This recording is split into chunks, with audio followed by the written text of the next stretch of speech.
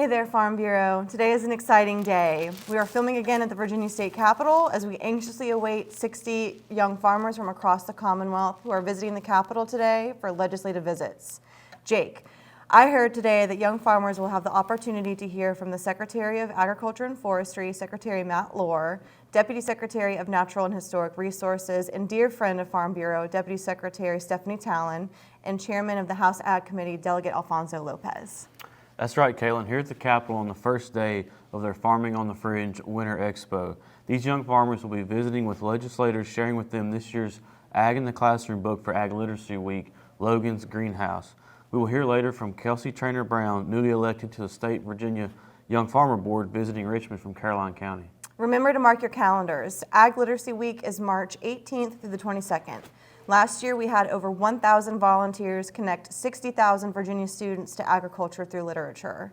Our young farmers will be asking their legislators to join in the fun and read to a school in their district. Jake, I hear they will be debating budgets today in the House and Senate. Do you have any updates? As a grim economic and revenue outlook report for January was announced 4 days before the Money Committee released their budgets, stakeholder groups like ours have been on our toes hoping to receive funding for any of our priorities.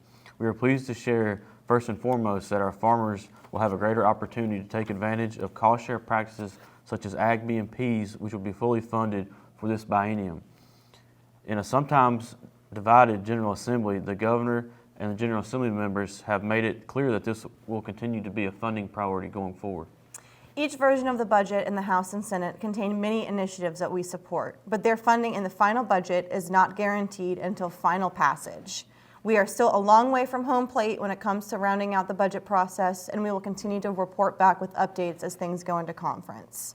We are still advocating for deposits to the Forest Sustainability Fund, the Dairy Producer Margin Premium Assistance Program, support to our ARECs within the Virginia Cooperative Extension, and Wildlife Damage Cooperative Program. I hear that Kelsey may have an update for us from inside the Capitol. Over to you, Kelsey. Thanks, Jake and Caitlin. Like they said, I'm Kelsey Trainer Brown. I'm a small cow-calf producer and FFA advisor and ag teacher at Caroline County High School. I am a District 12 Young Farmers Committee state member.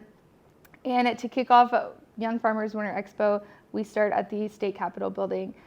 With that being said, we got a briefing on ag policies, and after the briefing, we are going to deliver Ag in the Classroom books. This year's book is called Logan's Greenhouse. It is important that young farmers stay engaged and informed about policies at the state level, and it is essential that we have a voice here in Richmond.